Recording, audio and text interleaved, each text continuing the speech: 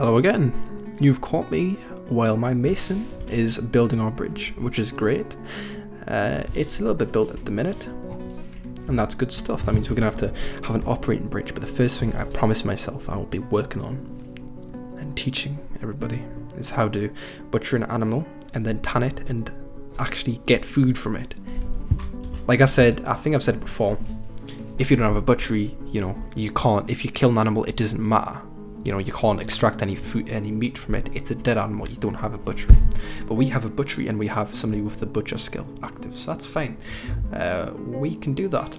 So I may have mentioned before, I'm pretty sure I did when I covered status screen. You just press Z to go into status, press enter, and then we're in animals. So we have 2 animals to kill today, horse and 2 camels. And if I was second thought, I'm going to set them both to slaughter. Great. So now, pardon me, my butcher slash tanner is going to drag them over. You may see him dragging them over soon. They're just chilling out in my meeting room at the minute. Camel, you know, chilling. So he should come drag them over and then hit them over the head very hard and then kill them. Or maybe he's a bit busy dragging stone. I think he is at the minute. That's too bad. Let's go check our bridge status. So it looks like our bridge is finally done. So, going on to bridges. When you first build it, it's going to be in the downward state. But you can remedy this. You can bring it up and down, make it act as a trap. And to do that, you need to connect it to a lever. But our mechanic isn't built now. That's too bad.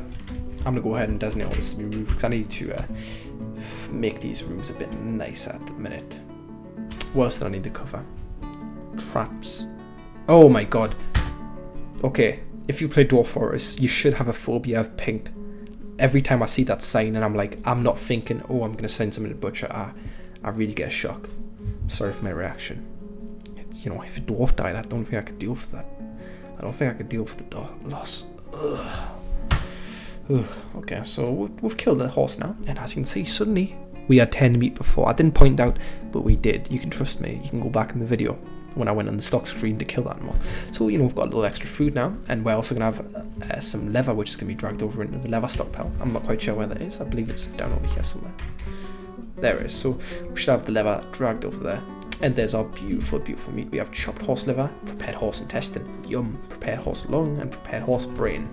Dwarven delicacies. And them damn flies are eating my food. It's not on. So yeah, there's also a few little remains that come from doing that. So obviously, as you can see, we have stray horse skin. Actually, that should be putting. Oh, it must have been tanned. I don't know why, but it hasn't been tanned by my tanner. I'm pretty sure I wanted to tan it, but I guess he doesn't want to. I've never saw something happen like that before. It may be because I've never really done it. I've never really assigned the same person butchery and tannery, so perhaps you need 2 different people to butcher and tan. Oh, and one thing to be noted is the fact that this here is fat, I believe. Yes, 2 camel fat. I did say how I really want to make a moat of lion fat. Imagine how that would be cool. How cool that would be. Wow. Wow, do it, Toady. But yeah, fat is quite an important thing. I believe it's used in the production of soap, if you're interested in that. And I did mention before, soap cleans infections, wounds of infection rather. It makes being in hospital a little bit safer. Oh, is that our leather stockpile? Oh, it does have something in it, but it doesn't have anything stored in it. Yeah, it's too bad. So it looks like I do need a separate tanner. But basically, that's how you do it. You just kill an animal and it'll automatically butcher and tan it. It's really, really quite simple. And oh my god, I need to get rid of this hole in the floor. Why isn't it done? Come on, dwarves. Ah, I'm so busy. Okay, but I'm going to go ahead and go on to trading now. First of all, to trade, you need the trading depot. This is very, very important. Obviously, I have a trading depot, so that's fine. I have my crafts, which I'm going to be selling. And I have stuff that I want to buy. I want to buy food. I want to buy alcohol. Maybe a cloth bin for my for some cloth in the hospital, and maybe some weapons later on when I'm more likely to afford them. But yeah, that's all going to be fine. The merchants can access there. It's all good. A few things to know about merchants: you can kill them and take everything from them, but they won't be very happy with that. And another thing to note is the fact that merchants do have guards, very well trained guards. So if you don't have well trained military, don't bother trying it. Third thing to note is the fact that if you kill traders, or if they get killed on the way here, you know, the end of the map, and then they get killed by goblins or something, the people who are in charge of the humans, whatever civilization they belong to, are going to go, what the hell is happening to all of our goddamn people? This is not on.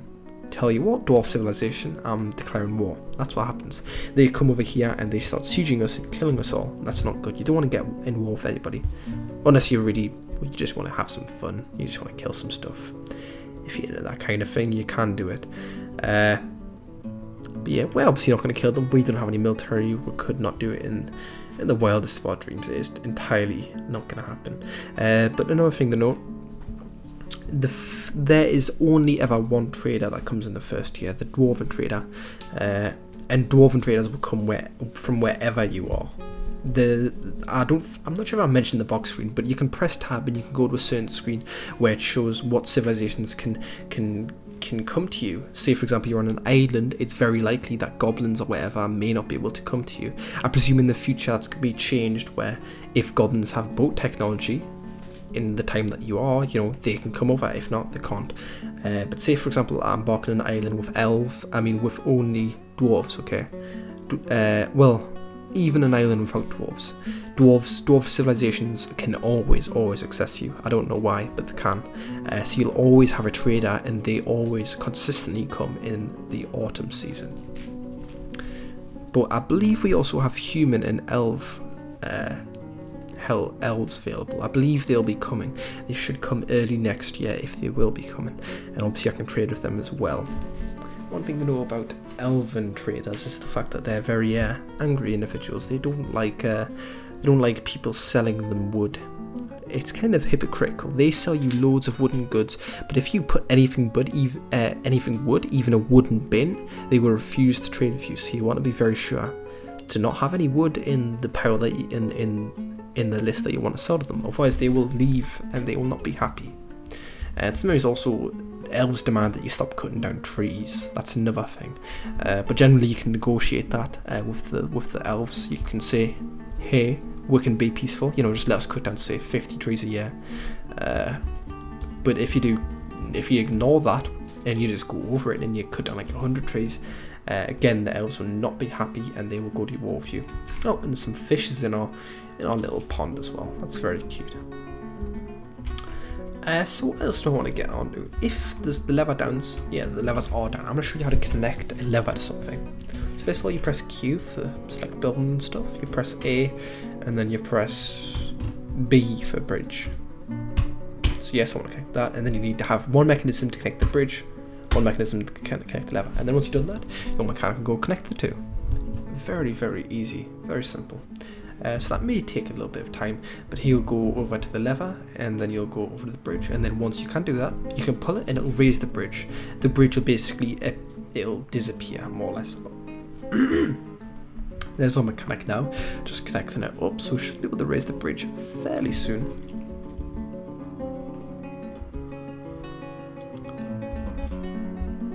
I'm not sure it's connected yet, I don't think it is. No, it's not. He's going to go ahead and go back and connect that bit, so we'll be able to pull it very, very soon. And obviously, I didn't mention this provides a great choke point. You know, you can have a pit, for example. You can have a bridge with a pit. It doesn't have to necessarily be a river. That's just one way of doing it. But yeah, now we do have a great bridge. And to pull a lever, you press A, and then you can link loads of stuff, or you can choose to pull a lever. So capital P. Now, if you go up here, a random dwarf will go over there and pull it. And if you wait for it, it's gonna go. Oh my god. Please pull. Oh, there we go. So now it's suddenly disappeared from existence. That's how bridges work. And then, if you pull it again, you're gonna drop it. So I'm gonna go ahead and drop it because there's no need to raise it at the minute. So that's all good. The next thing that we need to do is show you how to use traps. Traps, I feel, are unbalanced. And if you use them, then you're not good at the game. You need to get some skill. No, not really. But I do think they're all quite overpowered. And Tony thinks they're quite overpowered. He has said they're quite overpowered, and they are being worked on. I have mentioned cage traps and that kind of thing, and why they're overpowered. But I'm going to show you how to make a simple trap. a stone fall trap. I mentioned it before, it just basically makes stones fall. It's very easy to reload, you know, you just put stones in. It doesn't do a whole lot of damage at all, but it's it poses as a very rudimentary kind of defense. So, you know, I could just put a layer of stone fall traps. That'll basically, if somebody comes in, they'll get stones fall on their head, might hurt them, might kill them, probably won't do. We've also got weapon traps, I've also mentioned. In fact, I've already mentioned all of these. It's in one of my earlier videos, perhaps part 4 or 5. At the minute though, we don't have any weapons to put in a weapon trap. We've done that. Well, I can work with a pressure plate, but I'm not going to show you how to do any elaborate, super crazy traps in this. That's not what kind of guy I am. Okay, I think I may have a floodgate ready. If I do, I'm going to show you how to make it. Yes, I do. I'm going to show you how to connect to get into the river and irrigate a piece of land without killing yourself. Oops. Okay, so first of all, dig straight up to the river. This is important. If we only have to have it one wide, that's very important as well. Okay, now we need to find the hotkey for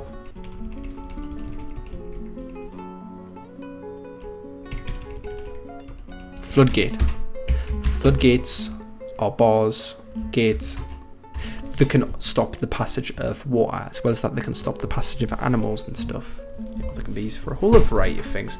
I'm not sure if we'll be able to do this in time. I think my dwarves may or may not be too slow. But yeah, we're going to go ahead and put the floodgate down. So now we have a floodgate in the way. We need to remove it, okay? This is the next step in the process. We need to remove it. So first, to remove it, we need to connect it up to a lever. So we're going to go ahead and connect our... Go ahead and connect that. And as well as I'm going to make some extra mechanisms, because that's very essential. There we go, lots and lots of mechanisms. Need to kind of hurry this along. Oh, actually I don't need to do that, goddamn. I hope he isn't going to go make them. Okay, he isn't, that's good. I think he is going to go connect that stuff. Yes, he is, that's great. As you can see, there he is going. So you can go ahead and connect it up the lever. Okay, and then once we're going to pull the lever, so then the floodgate will go away, and then we're going to destroy this last piece of wall. Okay, water will flood all in here, but we can control it. We can open the floodgate and close it with the lever. For some obscure reason, I see these tutorials on the internet on how to irrigate ground from a river, but they're always really hard and really stupid. But this is an extremely safe way. There's no way anybody can die from this as long as you have a lever in a safe place. And in fact, now that migrants have came, I'm going to go ahead and cut it off. So if you want to see what kind of migrants I have next time, you're going to have to watch the next video. Cliffhanger. Thank you very much for watching. If you have any questions, feel free to put them in the comment section below. I will be more than happy to help. Thank you again for watching, and I'll see you next time.